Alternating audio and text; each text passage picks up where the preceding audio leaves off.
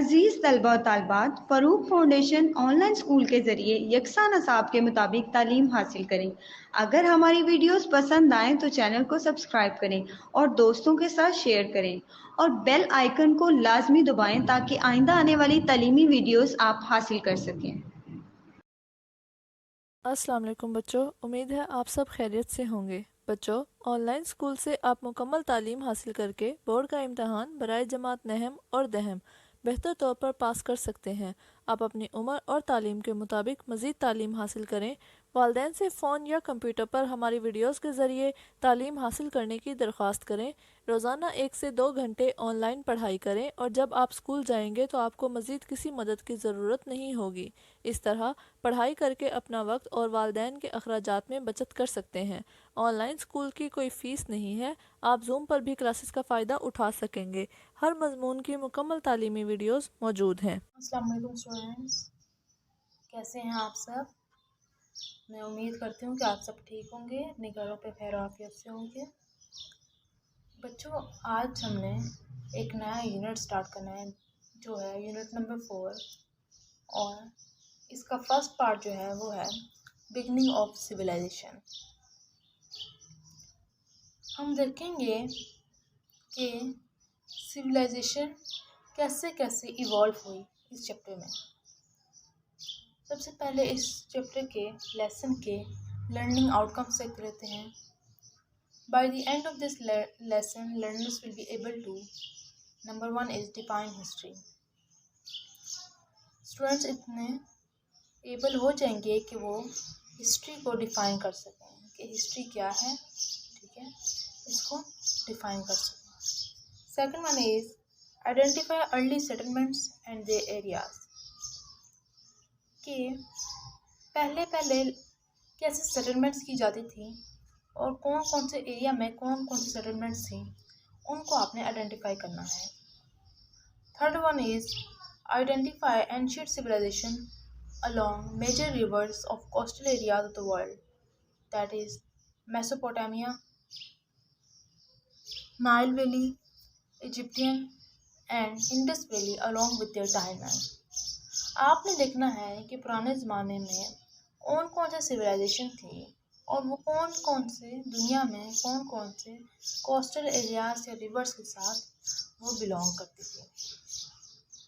Last one is describe the advent, lifestyle and decline of different civilization. फिर आपने बताना है कि जो हम 3 मेन जो सिविलाइजेशंस पढ़ेंगे उनका कैसे डिक्लाइन हुआ, कैसे ज़वाल हुआ, क्या उनका रूज था, उनका लाइफस्टाइल क्या था, ये सब बातें हम उसमें देखेंगे। तो चलिए स्टार्ट करते हैं। The world first settlement developed on the banks of river where there was an abundance of water which man used for his daily needs, irrigation and to catch fish. Here he started building houses and began using them as permanent habitats. After the man discovered different metals and started making various tools from brass and then iron, these new tools helped him in farming and hunting animals. As man progressed, he invented many new things and modernized his way of life. This way, great civilization began. वो आपको बताते हैं कि जब दुनिया बनी तो सबसे पहले लोगों ने समंदरों के किनारे, दरियाओं के किनारे, बैंक्स होता है किनारे, ये वो वाले बैंक्स नहीं है जो हमारे पास बैंक होते हैं, वो नहीं है, ये बैंक्स ऑफ रिवर है, मेंशन किया गया है, तो ये होगा समंदरों के किनारे, दरियाओं के किनारे लोगों ने, क्योंकि वहाँ बहुत ज़्यादा पानी होता था, तो पानी से हमारी रोज़मर्रा की ज़िंदगी में बहुत यूज़ होता है। इसके साथ साथ ज़राअत में, इरीगेशन मतलब ज़राअत में वो मछलियाँ पकड़ने के लिए, सर्वाइवल के लिए वाटर बहुत ज़रूरी था, बेसिक नीड थी, तो इसलिए लोगों ने दरियाओं के किनारे, समंदरों के किनारे रहना शुरू कर दिया। फिर क्या हुआ, आहिस्ता आहिस्ता उन्होंने वहाँ घर बनाने शुरू कर दिए और फिर वो वहाँ परमानेंटली मुस्तकिल तौर पर रहना शुरू कर दिया। परमानेंट हैबिटेट होता है जो मुस्तकिल ठिकाना, ठीक है। उसके बाद फिर इंसान ने क्या किया, इंसान ने मुख्तलिफ मेटल्स, ठीक है, मुख्तलिफ मादनियात को डिस्कवर किया, ठीक है, उनको ढूंढा और फिर क्या किया, ब्रास ये मेटल होता है और आयरन भी मेटल होता है, ब्रास और मेटल से बनी हुई और आयरन से डिफरेंट चीज़ें बनाई, ठीक है, उन्होंने डिफरेंट अपने रोज़मर्रा ज़रूरत के लिए चीज़ें बनाई। अच्छा, ये जो उन्होंने चीज़ें बनाई, टूल्स बनाए, वो उनको इस्तेमाल करते थे फार्मिंग के लिए भी, ठीक है, फार्मिंग के लिए भी यूज़ करते थे, मतलब कि खेती बाड़ी के लिए, काश्तकारी के लिए भी यूज़ करते थे, और फिर जानवरों के शिकार के लिए भी, हॉन्टिंग एनिमल्स होता है, हॉन्टिंग होता है शिकार करना, ठीक है, एनिमल्स जानवर। फिर क्या हुआ, जैसे जैसे वक्त गुजरता गया और इंसान ने तरक्की की, तो उसने और भी बहुत सारी चीज़ें बनाना शुरू कर दी, इन्वेंट करना शुरू कर दी। इस तरह क्या होगी, ज़िंदगी क्या होगी, जो ज़िंदगी का मेयार था वो बदलता गया और वो मॉडर्नाइज्ड होती गई। इस तरह क्या हो गया, सिविलाइजेशन शुरू हुई। कैसे हुई कि सबसे पहले इंसान जो था वो दरिया के किनारे, समंदर के किनारे रहता था, क्योंकि वहाँ पानी की बहुत था, तो उस पानी की बेसिक नीड भी थी, आप सर्वाइवल के लिए भी, इरिगेशन वगैरह के लिए, काश्तकारी वगैरह के लिए भी, और फिर साथ साथ वो मछलियाँ वगैरह भी पकड़ लेते थे, जिससे वो खा पी कर गुजारा कर लेते थे। आहिस्ता आहिस्ता लोगों ने फिर वहाँ घर बनाना शुरू कर दिए, ठीक है, और उसको मुस्तकिल ठिकाना बना दिया। टाइम गुजरने के साथ साथ इंसान ने मुख्तलिफ़ किस्म के मेटल्स को डिस्कवर किया, और ब्रास से और आयरन से, ठीक है, इन दोनों से मुख्तलिफ़ चीज़ें बनाना शुरू कर दी। वो चीज़ें, उन चीज़ों की मदद से वो काश्तकारी करते थे या फिर जानवरों का शिकार करते थे।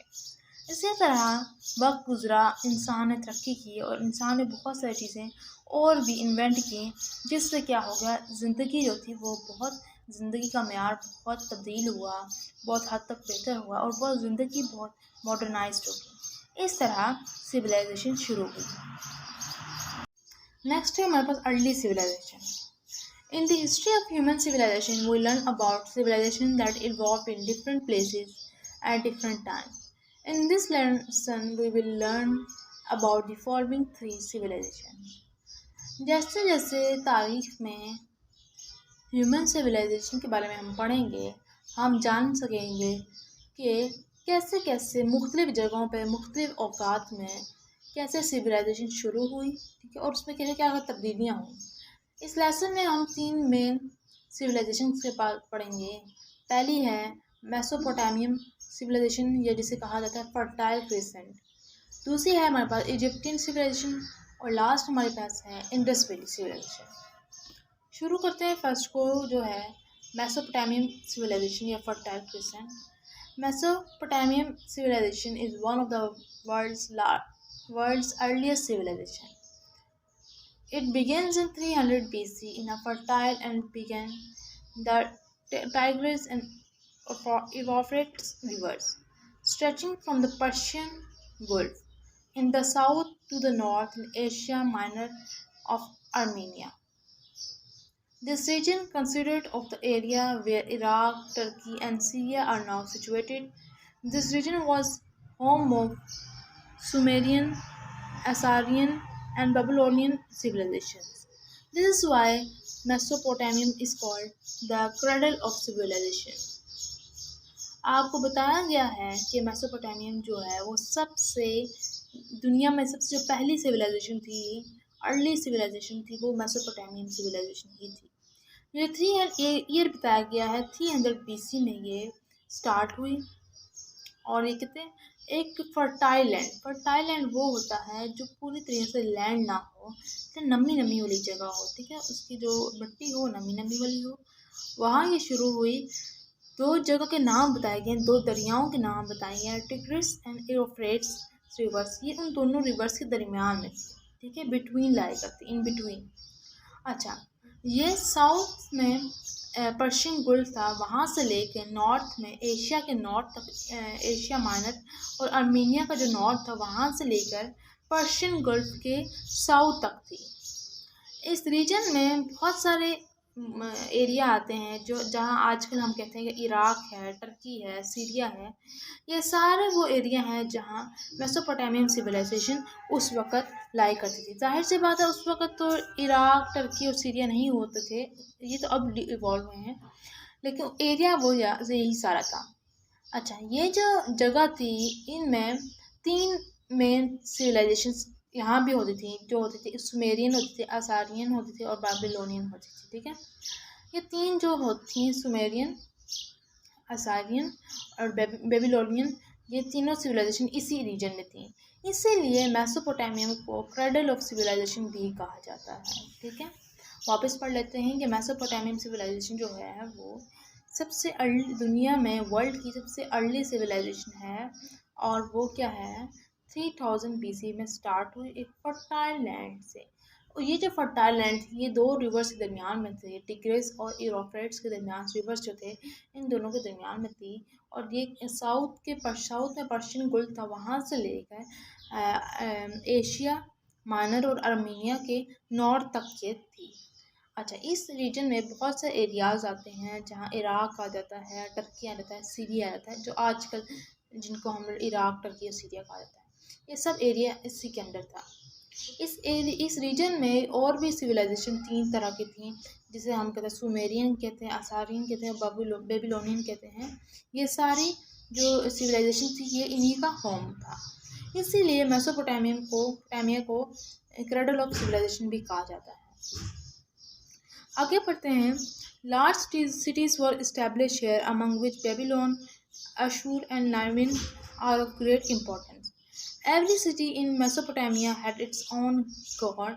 In the center of the city, a great temple was built for the god, with a minaret about 150 feet high, surrounded by straight walls, and a staircase where the gods were supposed to descend.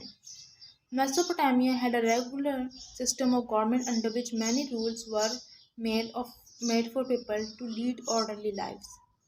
The people here took up various occupations such as farming, animal husbandry, fishing, etc.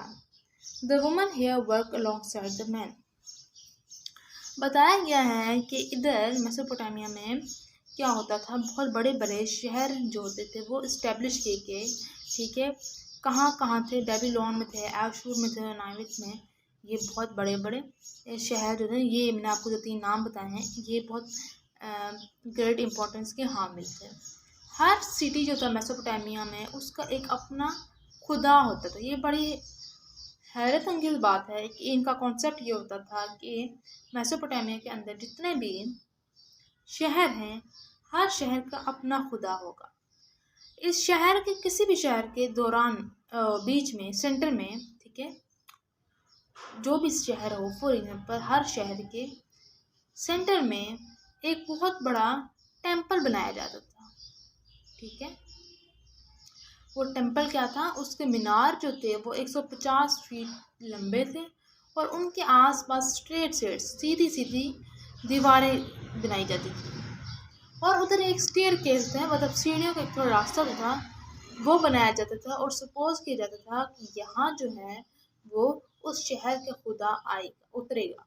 ठीक है, Mesopotamia में government का भी system था और एक regular government होती थी वहाँ, जिसके ज़रिए से जो रूलर्स होते थे वो रूल्स बनाते थे और लोगों के लिए, जिसकी वजह से वो फिर एक सीक्वेंस में डिसिप्लिन लाइफ गुजारते थे। यहाँ जो थे लोग वो डिफरेंट तरह के ऑक्यूपेशन, मतलब डिफरेंट तरह का उनका पेशा था फॉर एग्जांपल, लेकिन ज़्यादातर लोग क्या करते यहाँ मछलियाँ करते थे, ठीक है, फिशिंग करते थे, एनिमल हस्बेंड्री, जो यूजुअल हमारे ऐसे एनिमल जिनकी हम लोग प्रोडक्ट्स यूज़ करते हैं उनको इस्तेमाल करते थे, उनको परवरिश करते थे, और ये वो सारा उसके साथ साथ फार्मिंग भी करते थे, ज़राअत का काम भी करते थे। अगर औरतों की बात की जाए, ख़वातीन की बात की जाए, तो ख़वातीन जो यहाँ थी वो मर्दों के साथ साथ ही काम करती थी।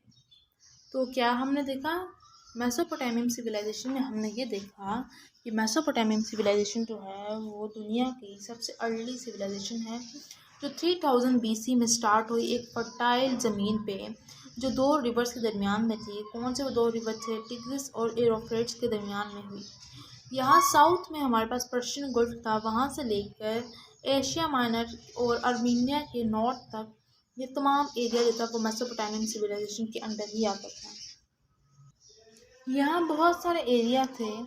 फॉर एग्ज़ाम्पल जो इराक़ का एरिया है, टर्की का एरिया है, सीरिया का एरिया है, वो सारे इसी एरिया में सिचुएट करते थे। ठीक है, ये सारे एरिया इसी का पार्ट थे। उसके बाद इन्हीं एरिया में, इसी रीजन में 3 सिविलाइजेशंस का होम भी था, मतलब 3 सिविलाइजेशन गढ़ भी था यहाँ। कौन कौन से वो 3 सिविलाइजेशन थे? वो थे सुमेरियन था, असारियन था और बेबीलोनियन था। ये 3 सिविलाइजेशन ऐसी थी जिनका होम भी इसी सिविलाइजेशन में था, इसीलिए मेसोपोटामिया को क्रेडल ऑफ सिविलाइजेशन भी कहा जाता है। अच्छा, अब मेसोपोटामिया में बहुत बड़े बड़े शहर जो थे वो बनाए गए थे। ठीक है, बड़े बड़े शहर जो हैं वहाँ इस्टेब्लिश किए गए, जिनमें बेबीलोन, आशूर और नामित जो था वो बहुत इम्पोर्टेंस रखा। ये मेन जो थे वो शहर थे। अच्छा, यहाँ बहुत मज़े की बात यहाँ ये है कि हर शहर का अपना खुदा होता था मेसोपोटामिया में, और जो सिटी का सेंटर होता था, शहर का सेंटर जो होता था, वो वहाँ बहुत बड़े बड़े टेम्पल बनाए जाते थे। ठीक है, और फिर क्या था, टेम्पल के जो मीनार थे उनके 150 फीट जो थे, 150 फीट जो वो हाई थे, और उसके आस पास में उसको स्ट्रेट दीवारों के साथ उसको सराउंड किया जाता था।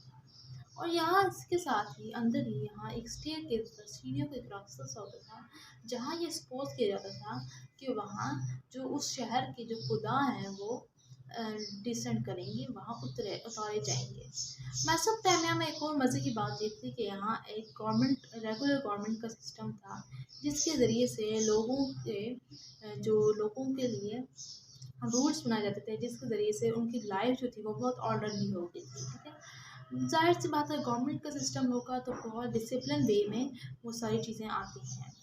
उसके साथ साथ यहाँ जो अगर लोगों के पेशे की बात की जाए तो यहाँ लोग जो थे वो फिशिंग करते थे, एनिमल हस्बेंड्री करते थे, और उसके साथ साथ फार्मिंग वगैरह भी करते थे। ये जो मेन 3 ऑक्यूपेशन थे, जाहिर सी बात है तजारत भी हुई होगी, ज़रूर होती होगी, ट्रेड तो हर जगह होती है, लेकिन हर पर्सन ट्रेड नहीं कर सकता।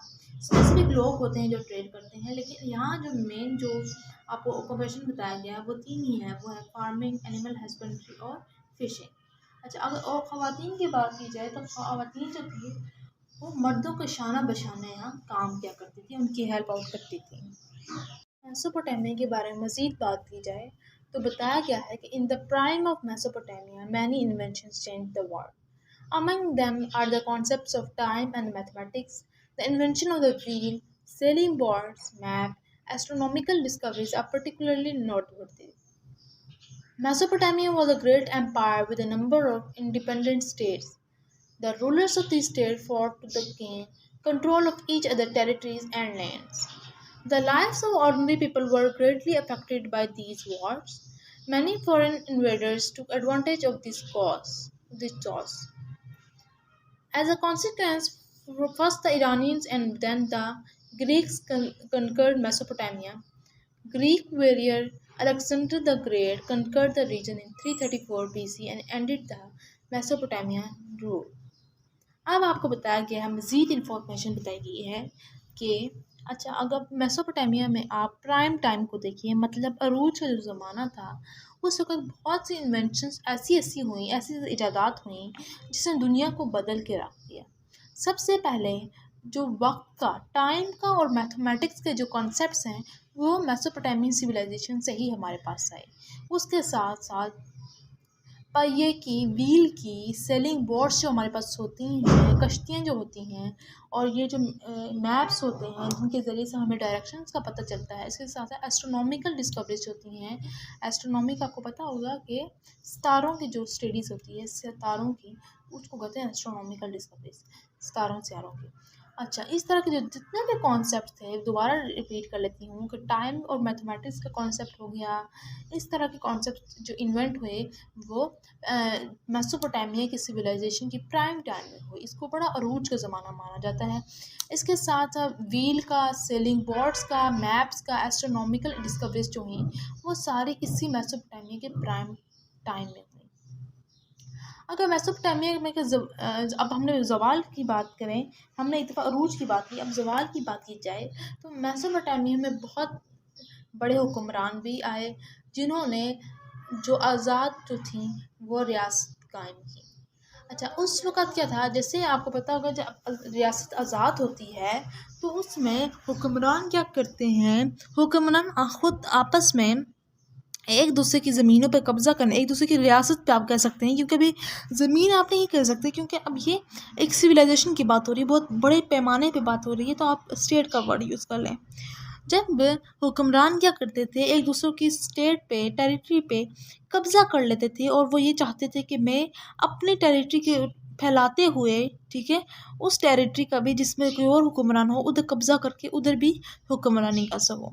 इस तरह क्या होता था, इस तरह कॉन्फ्लिक्ट पैदा होता था, तज़ाद पैदा होता था, लड़ाई झगड़े पैदा होते थे। और फिर जो जो आवाम थी उधर की आम आवाम जो थे, जो जैसे आप हो गए, मैं हो गई, हम लोग ऑर्डिनरी पीपल हैं, हम लोग जैसे लोगों की ज़िंदगियों पे बहुत फ़र्क होता था उन जंगों की वजह से। अच्छा, बहुत सारे जो फ़ॉरेन इन्वेडर्स थे, मतलब बाहर के जो लोग होते थे, हुक्मरान होते थे, वो इस किस्म की लड़ाइयों से, कॉन्फ्लिक्ट्स वगैरह से बहुत फ़ायदा उठाते थे। और फिर क्या हुआ, पहले तो जो ईरानियंस थे उन्होंने मेसोपोटामिया पर कब्ज़ा जमा दी। जब उन्होंने देखा कि इनके आपस के हुक्मरान ही लड़ झगड़ रहे हैं, तो फिर ईरानियंस ने क्या किया, मेसोपोटामिया को फ़तह कर लिया, उधर कब्ज़ा कर लिया। अच्छा, उसके बाद ईरानियंस के बाद ग्रीक्स ने क्या किया, मेसोपोटामिया पर कब्ज़ा कर लिया और उसको फ़तह कर लिया। अच्छा, एक ग्रीक वॉरियर थे, जो एक ग्रीक लीडर थे जिनका आपने नाम सुना होगा, अलेक्जेंडर द ग्रेट। उन्होंने मेसोपोटामिया के इस रीजन में 334 BC के ईयर में यहाँ कनकर किया, कब्ज़ा किया, उसको अपने नाम किया। और जो मेसोपोटामिया का रूल जो था, जो दौर था मेसोपोटामिया का, उसको यहाँ ख़त्म किया। ठीक है, तो हमने अरूज की बात की कि मेसोपोटामिया में जो प्राइम टाइम था उसमें क्या क्या हुई, बहुत सारे इन्वेंशंस ऐसी ऐसी हुई जिसकी वजह से दुनिया बदल के रह गई। और जो टाइम का कॉन्सेप्ट था, मैथमेटिक्स का कॉन्सेप्ट था, ये यहाँ चेंज हुए आके। और फिर व्हील की सेलिंग बोर्ड्स क्या होता है, मैप्स क्या होते हैं, एस्ट्रोनॉमिकल डिस्कवरीज क्या होती है, ये सब यहीं चेंज हुई। उसके बाद अगर ज़वाल की बात की जाए तो मेसोपोटामिया जो था, जाहिर से मतलब रीजन बहुत बड़ा था, तो यहाँ के हुक्मरानों ने क्या किया, इंडिपेंडेंट आज़ाद रियासत बनाई। मुख्तलिफ आज़ाद रियासत थी, लेकिन हुक्मरान क्या थे, वो लालच में आ गए और उन्होंने ऐसा किया कि उन्होंने जो एक दूसरे वो लालच में आ गए और वो चाहते थे कि मैं, एक हुक्मरान चाहता था कि मैं अपनी रियासत के साथ साथ अपनी रियासत को फैलाते हुए दूसरी हुक्मरान की रियासत पर भी कब्ज़ा कर लूँ और उधर क्या करूँ, अपनी रियासत कायम कर लूँ, खुद हुक्मरानी करूँ। इसी तरह लड़ाई झगड़ों से, जंगों से जो बाहर के लोगों ने फ़ायदा उठाया। और पहले ईरानियंस जो थे उन्होंने इसको मेसोपोटामिया को कब्ज़ा किया, इसको कनकर के फ़तह किया। उसके बाद ग्रीक्स ने फिर ईरानियंस को भी भगाया वहाँ से और फिर क्या किया, वहाँ अपनी हुक्मरानी कायम की। ग्रीक जो बहुत बड़े वॉरियर थे, जिनका आप सब ने नाम सुना होगा, अलेक्जेंडर द ग्रेट, इनकी बहुत बड़ी हिस्ट्री है। उन्होंने वो 334 BC में इधर आए और उन्होंने जब हालात देखे कि यहाँ तो बहुत नाजुक सूरत हाल है, उन्होंने फिर मेसोपोटामिया के पर कब्ज़ा कर लिया एक पूरी मंसूबाबंदी के तहत और फिर इधर अपनी हुक्मरानी कायम की। और फिर क्या हुआ, यहाँ पे उन्होंने एट द एंड मेसोपोटामिया के रूल को, जो वहाँ दौर था मेसोपोटामिया का, उसको ख़त्म कर दिया। आई होप कि आपको आज का लेक्चर बहुत मज़े का समझ आया होगा, क्योंकि मैंने इस तमाम सिविलाइजेशन को, मेसोपोटामिया को बहुत स्टोरी की तरह आपको समझाया है और मैंने कोशिश किया है कि ये आपको बहुत अच्छे तरीके से समझ आए, क्योंकि अक्सर औकात बच्चों को ये समझ नहीं आती। तो मैंने कोशिश की है, आई ट्राई माई बेस्ट कि मैं आपको बेहतर तरीके से समझा सकूँ, याद करा सकूँ। आज का लेक्चर इधर तक ही था। आप इस लेक्चर को बार बार पढ़िएगा, सुनिएगा और अपने टीचर से कंसल्ट करना ना भूलें, क्योंकि वो आपकी नॉलेज में मज़ीद इजाफ़ा करेंगे और आपको बेहतर अंदाज से मज़ीद इंफॉर्मेशन देते रहेंगे। अपने पेरेंट्स से भी डिस्कस करिएगा और अपना बहुत सारा ख्याल रखें। खुदा हाफिज़। Have a good day.